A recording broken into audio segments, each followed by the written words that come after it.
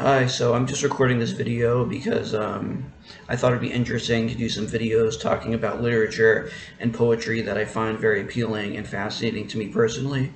So there's one poem in particular that I want to discuss today, which is Go and Catch a Falling Star by John Donne. He's one of the most famous poets from the Elizabethan era, from the 16th, 18th, and 17th centuries. That's the period that he was writing. And I just want to start off by saying that I typically don't find Elizabethan poetry from that era, medieval poetry, Elizabethan poetry, whatever you want to call it. I don't find that era to be like it resonates with my taste personally, because I find that the poetry from that period just strikes me as being very rigid and stiff and formal in style and tone, and I just don't really like that. I gravitate towards modernist poetry, poetry from the 20th century, much more strongly. But this particular poem, "Go and Catch a Falling Star," is really just seems to be an exception, and in my view, it just seems like it was very much ahead of its time, stylistically, and in terms of just the feel of the poem. And he himself was known for being unconventional. In his own time, in terms of his style and his approach. And I'm not going to claim to be an expert on his life or all of his work or anything like that, but this poem in particular is just really just jumps out at me. And I just want to read it now, and you can see for yourself what it is that I'm talking about, hopefully. So here I go. And the poem, I just want to make a note that the poem is called Song, Go and Catch a Falling Star, and it's very aptly titled because it really does feel musical, and it does feel like a song, which is part of what I find so striking and fascinating about it.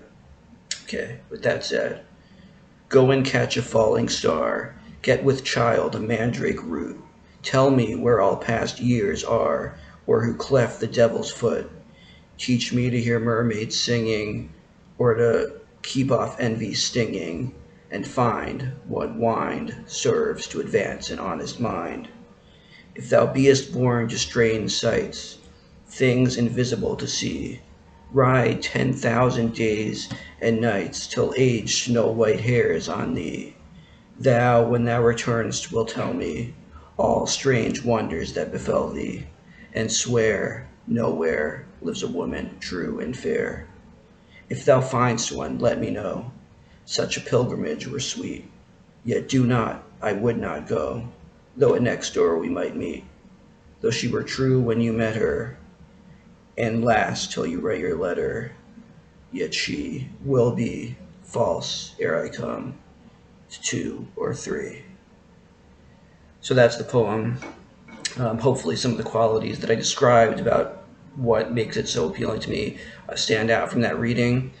But obviously the message of the poem is something that could be considered problematic, quote unquote, by 21st century standards, because obviously he's talking about, it seems pretty clear that he's talking about his view that all women are unfaithful, really, that finding a faithful woman is as unlikely as all these fantastical and mythical things that he's describing. So some people can read into that as it could be jarring to our modern day sensibilities, but that's not my perception. I see the poem as having more of a melancholy feeling almost, and just the musical rhythm of the poem is just something that I really find very appealing and interesting. And I like the way he uses these kinds of fantastical images to make sort of a very down-to-earth point, regardless of whether one agrees with it, or I would assume it's meant to be a little bit, tongue-in-cheek, or so. I don't think he's trying to make some kind of extreme sexist statement or anything, but I just feel like there's beauty in the rhythm and the feel and the musicality and the overall use of language of that poem. So that's really just what I wanted to share with you.